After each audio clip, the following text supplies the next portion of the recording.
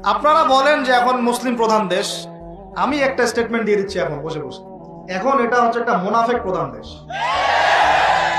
প্রমাণ করতে চাইলে আমার সাথে বসেন। মুনাফেকের আলামত যে কয়টা আছে, কি এক নাম্বার কি, কথা বললেই মিথ্যার উপর দাঁড়ায় আছেন সবগুলা। দুই নাম্বার, আমানত রাখলেই খেয়ানতের উপর খেয়ানত, খেয়ানতের উপর খেয়ানত।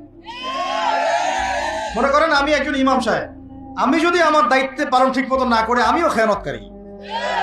এই যে লেকচার দিতে বসছি, এখন আমি যদি চিন্তা করি যে ডাইনে বামে কথা বলে সময় পার করে দেই, সব কথা বলার দরকার নাই, বললে আবার এটা সেটা, আমি হচ্ছে এখানে এই চেয়ারের খেয়ানতকারী। প্রত্যেকটা ক্ষেত্রে চলতেছে এগুলা। তিন নাম্বার হচ্ছে যখনই ওয়াদা করে, কি করে বলেন তো, কয়জন ওয়াদা রাখি আমরা? কোন কোন সময় দেখা যায় অমুসলিম ওয়াদা রাখছে, মুসলমান রাখে নাই। দুধ কিনতে যাবেন, আমরা হিন্দু ভাইয়ের দোকান খুঁজতেছি, ও পানি মিশাবে না, আপনার কনফিডেন্স তৈরি হয়ে গেছে। মুসলমানের দোকানে যান না, কেন? ও পানি মিশাবে। কি একটা অবস্থা, কি একটা অবস্থা। নবী সাল্লাল্লাহু আলাইহি ওয়াসাল্লাম একদিন লেকচার দিচ্ছেন, মানে খুতবা দিচ্ছেন। একজন দাঁড়িয়ে বলছেন সাহাবী যে কবে কিয়ামত হবে ইয়া রাসূলুল্লাহ? তিনি বলছেন যে যখন দেখবা যে অনুপযুক্ত ব্যক্তির হাতে দায়িত্ব অর্পণ করা হয়েছে, তখন ফান্তাযিরুস সাআ, কিয়ামতের অপেক্ষা করতে হবে। আমরা এই যুগে বাস করতেছি না? এমন কোনো পাপ নাই এই শহরে হচ্ছে না। মূল পাপ কয়েকটা হচ্ছে। এক নাম্বার হচ্ছে শিরক, কি হচ্ছে?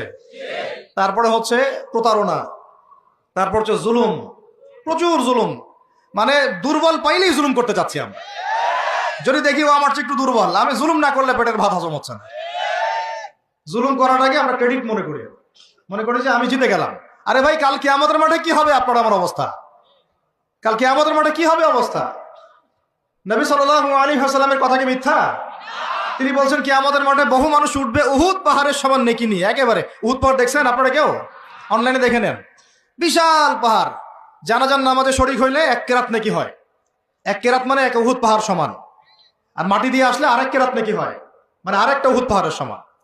উহুদ পাহাড়ের সমান আরো উঁচু উঁচু নামাজের নেকি, জাকাতের নেকি, হজের নেকি, ওমরার নেকি নিয়ে উঠবে বহু মানুষ। আমরাই হয়তো বা তার, আল্লাহ পাক আমাদেরকে মাফ করুন। ওঠার পরে বহু মানুষ সামনে দাঁড়ায় থাকবে। কাউকে গালি দিছে, কাউকে অন্যায়ভাবে মারছে, কাউকে রিমান্ডে নিয়ে একেবারে পেদানি দিছে, নির্দোষ ছিল।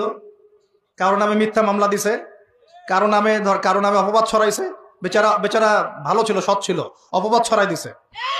কারো নামে ধরেন যে কারো গীবত করছে, কারো টাকা নিয়ে টাকা দেয় নাই, হ্যাঁ, কারো জমি আত্মসাৎ করে খাইছে, ভূমিদস্যু ছিল। মানে মানুষের সাথে জড়িত পাপ ছিল।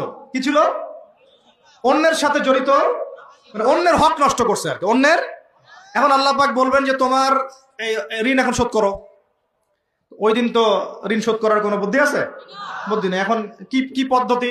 ফেরেশতাদেরকে বলা হবে এই ব্যক্তির আমল নামায় যে নেকিগুলো আছে, নামাজের নেকি, রোজার নেকি, হজের নেকি, যাকাতের নেকি, এইগুলা দিয়ে ওদের আমল নামা ভর্তি করো, যারা পাওনাদার দ্বারায় আছে।